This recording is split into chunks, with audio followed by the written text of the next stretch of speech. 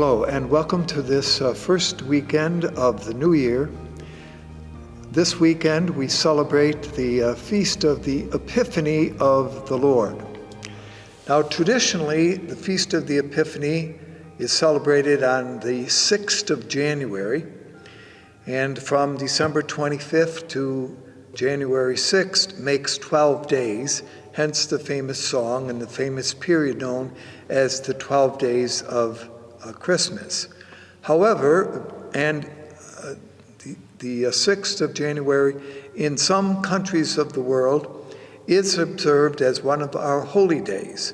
However, in our country, because people going during the week for holy days is becoming more difficult, and because we feel that the observance of Epiphany is an important celebration of the Easter time, of the Christmas time, it has been moved to the first Sunday of January, and this year turns out to be the 2nd. So it's perhaps one of the earliest observances of the Epiphany that we usually do.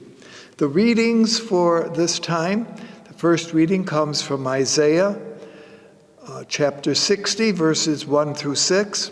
From the letter to the Ephesians, chapter 3, verses 2 and 3a, and verses 5 and 6, and from the gospel tradition of Matthew, chapter 2, verses 1 through 12. Now, those of you who have been following in our weekly looking at the scriptures will perhaps remember that last year, at this same time, for the Feast of the Epiphany, we did take the opportunity to look at the gospel message that is assigned for this particular weekend.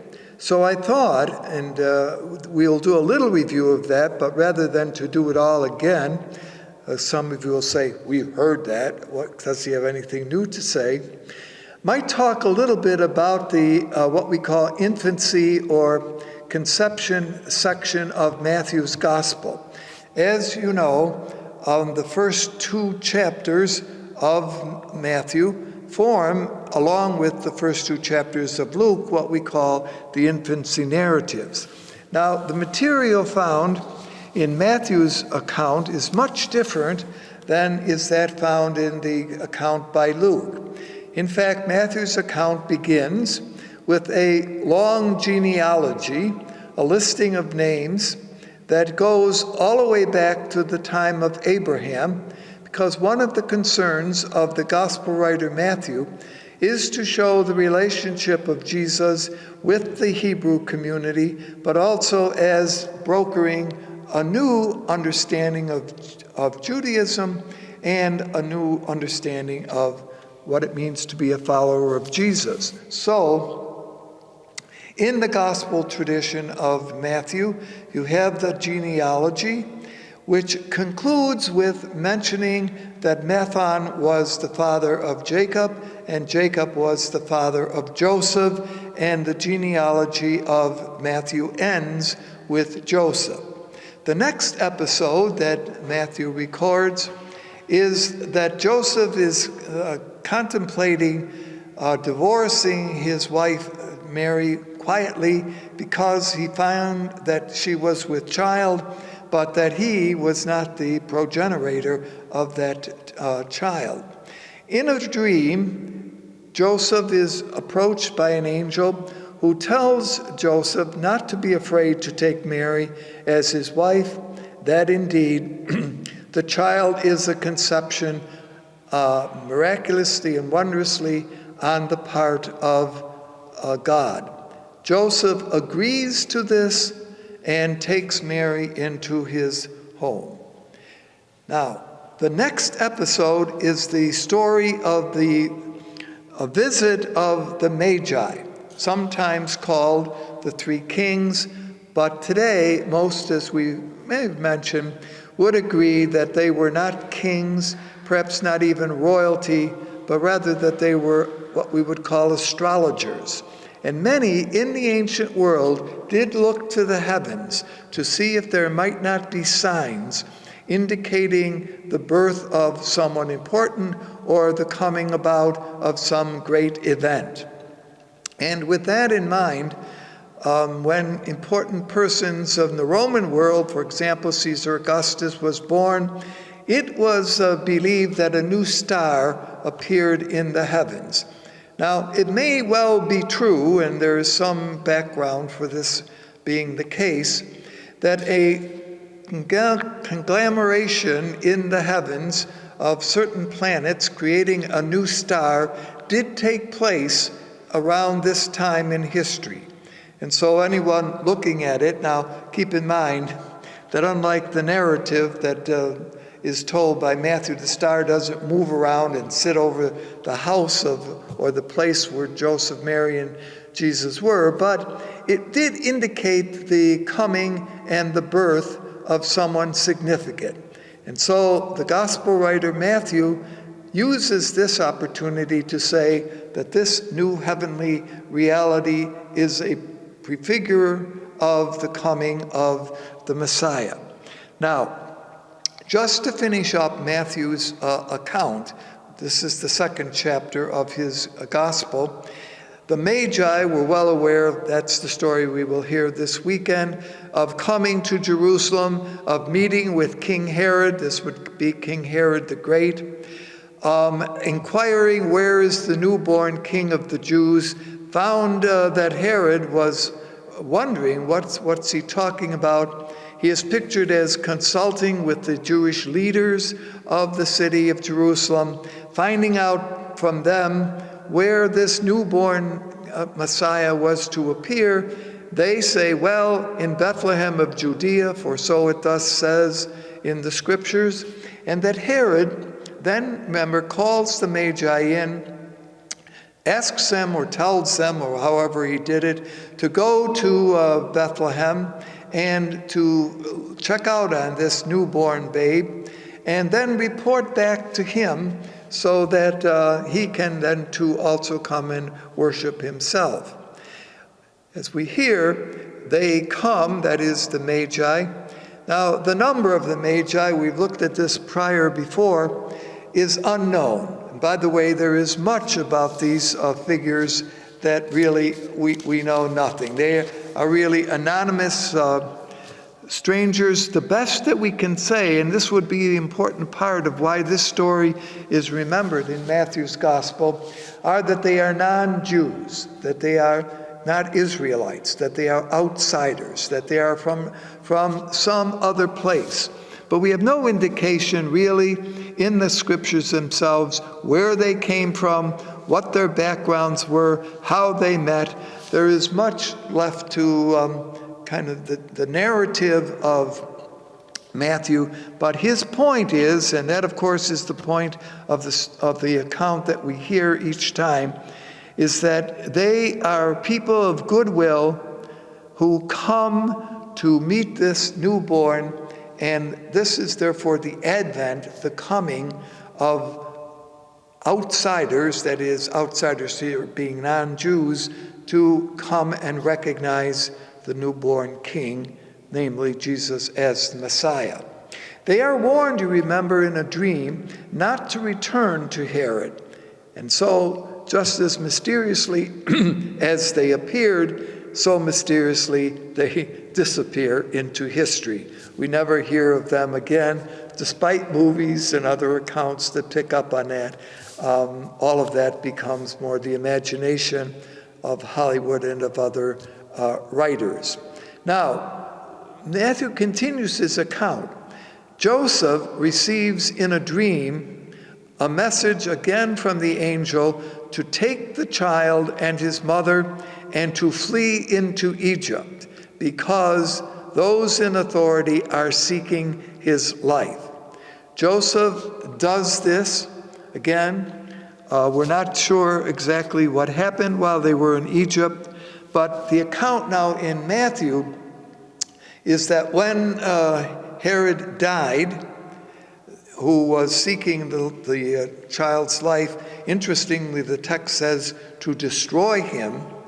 When Herod dies, Joseph returns to Well, he returns, now keep a bit, this happened in Bethlehem, so he returns to Judea. By this time, and a little bit again of reviewing, remember that Herod the Great, a remarkable man in many ways, but very cruel and very determined to eliminate any who sought to take the crown of power from him, died in what we now know as the year 4 before the common time.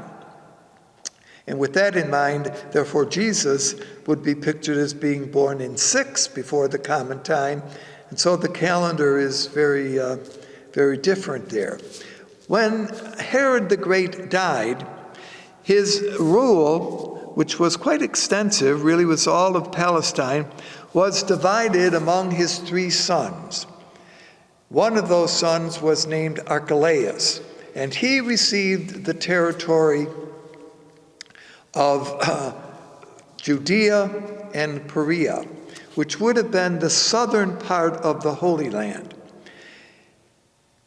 His rule came, therefore, shortly from the death of his father and ended in the year 6 of the common time, because Archelaus was quite cruel, quite an unabler in terms of keeping order among the people, so much so that Rome removed Archelaus from his rule and applied or appropriated what were known as procurators. And for the next 30 years, that's how Judea, the southern province of Israel, was ruled. Of course, the most famous of the procurators was Pontius Pilate, who was procurator in Palestine, in Judea, from the year 26 to 36 of the common time. Another son of Herod the Great, Herod Antipas or Antipatus, you remember, got the territory of the Galilee, and when Joseph, returning from Egypt, comes to Judea, does not feel comfortable under the rule of Archelaus, decides to go to the north, to the Galilee, and settles in the village of Nazareth, because it was under the rule of Herod Antipatus relatively secure. Herod was not out to make life as difficult and as miserable as his brother had. And so we hear, and again, all of this is a section of the gospel that makes chapter 2 work. They settle in Nazareth. Now, interestingly, this is the first time that Nazareth is mentioned by Matthew, and it really, we're not sure that Mary and Joseph originally came from there. So there's a very different take on information that is presented to us by Luke and by Matthew. They settle in Nazareth. Nazareth, as you remember, was basically a farming community. It was located on the Via Maris, which was a major road of trade. So some trade came through Nazareth and then went south down into Egypt. And it is there that Jesus, of course, is grown up, so that Matthew can say in that little section that we're talking about here, out of he shall be called a Nazarene. Now, that's the first time that we get this information about Jesus. All right. Now, just to finish up this chapter, having found out the next verses in the gospel, which would be, in this case, verses 16 to 18, having found out that he had been duped or not lied to, but that the Magi decided not to respond to his invitation to return home, became angry, and at this point, Herod orders up the destruction of all male boys in the city of Bethlehem, 2 years and under. Now, and this leads to what is known as the slaughter of the holy innocents, the subject of some discussion and background. We're not sure about the number of infants who would have been killed.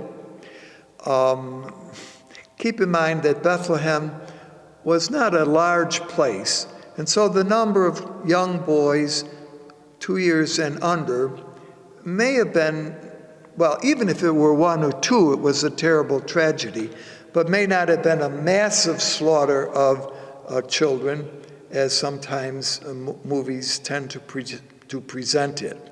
Now, the background, as I think we've mentioned before and might review here a moment, for much of what Matthew's thinking comes from the Old Testament or from the Hebrew Bible.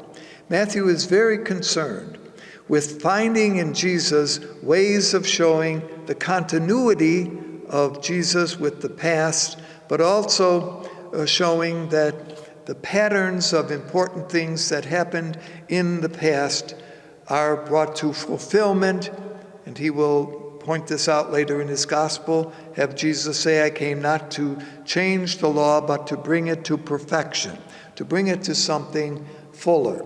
Now, the background for much of the material in chapter 2 of Matthew's story comes from remembrances about the great one in Israel's history who would have been Moses.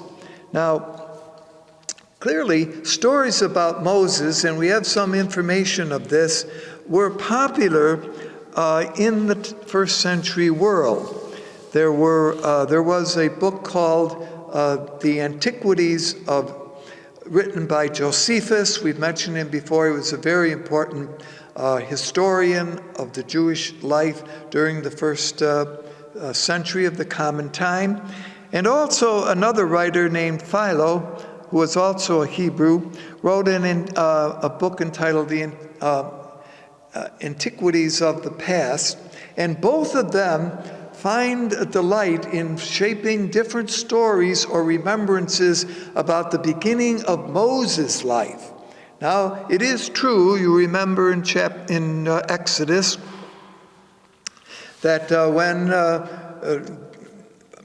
Moses is conceived, that a principle had gone out by the Pharaoh at that time, disturbed, now this is in the Mosaic period, that the number of Israelites were increasing, and he says to his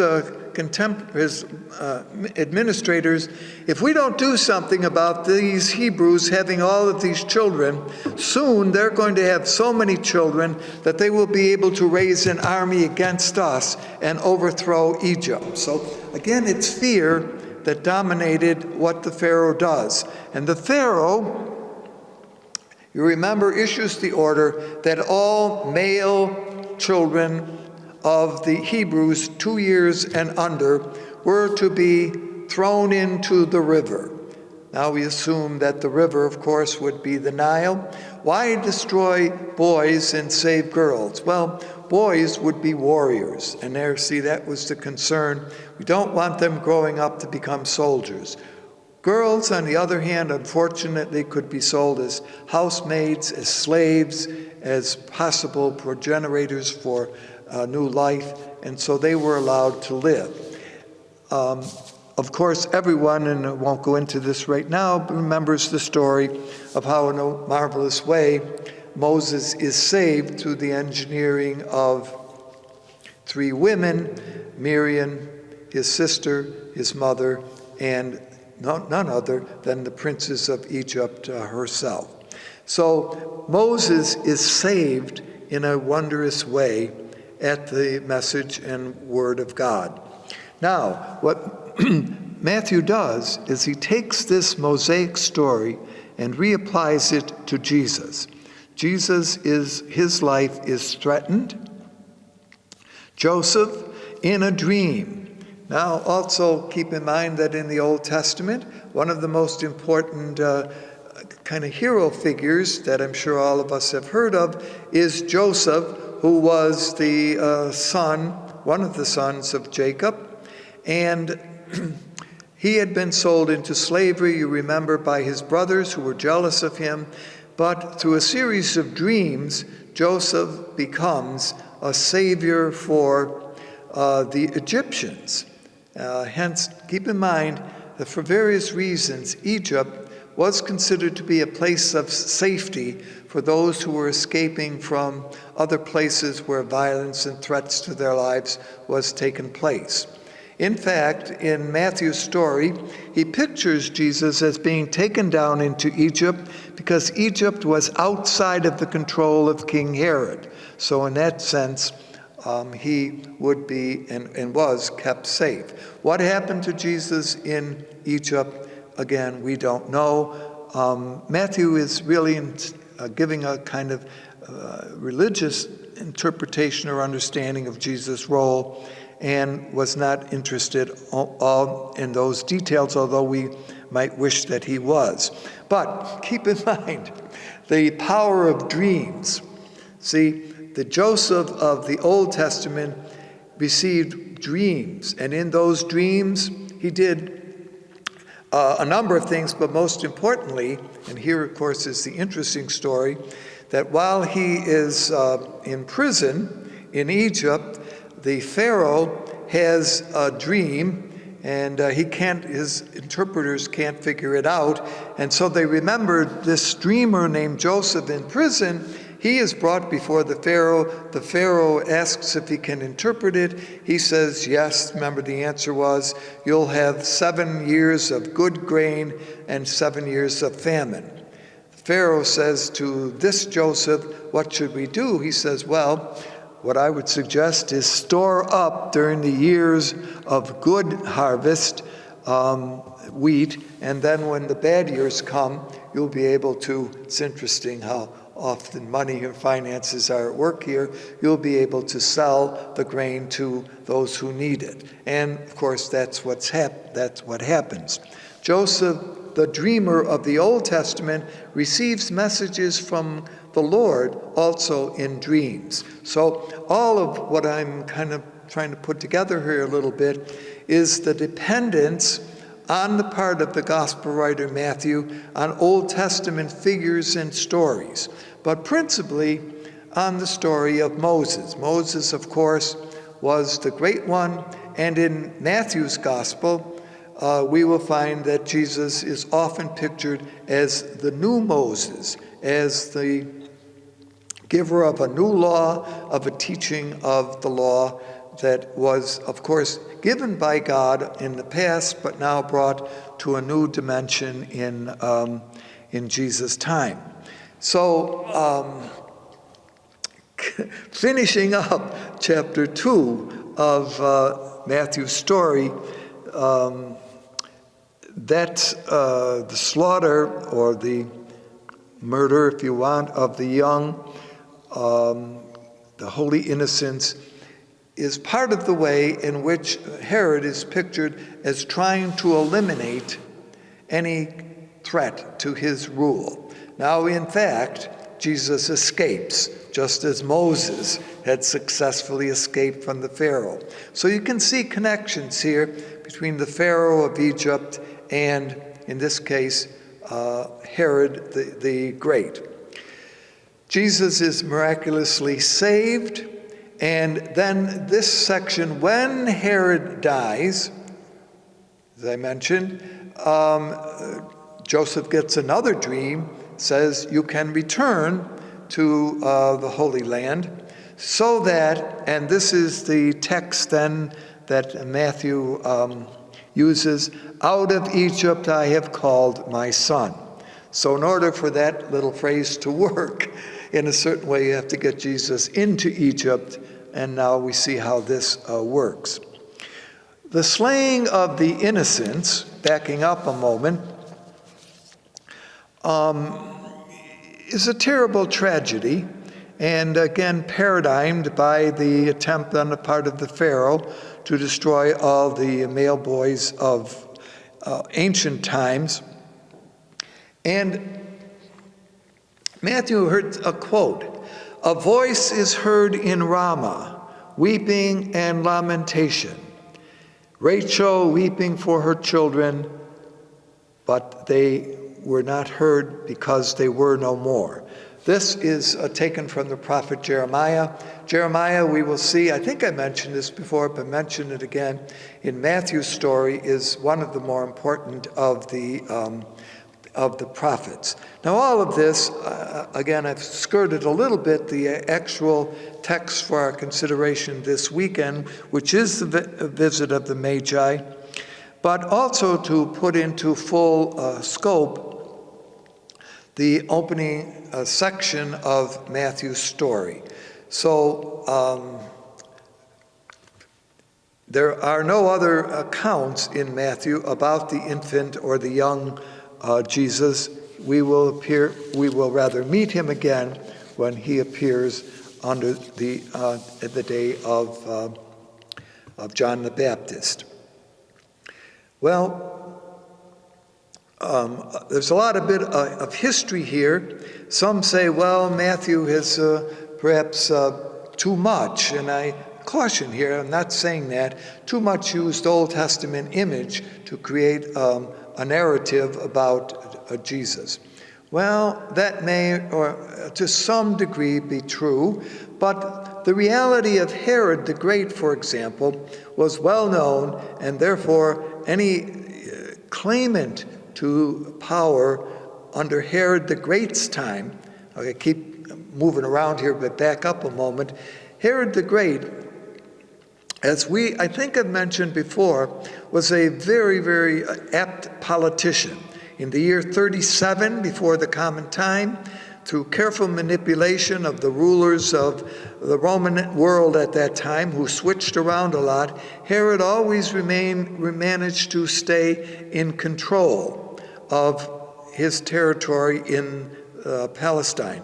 But whenever a threat appeared to his rule, he was quick to eliminate it.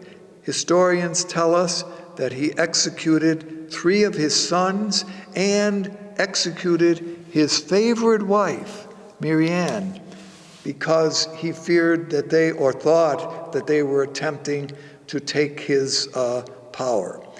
The word in Rome, I think I mentioned this, but the word in Rome among the emperor was, well, it would be safer in Herod's household to be a pig than to be a son.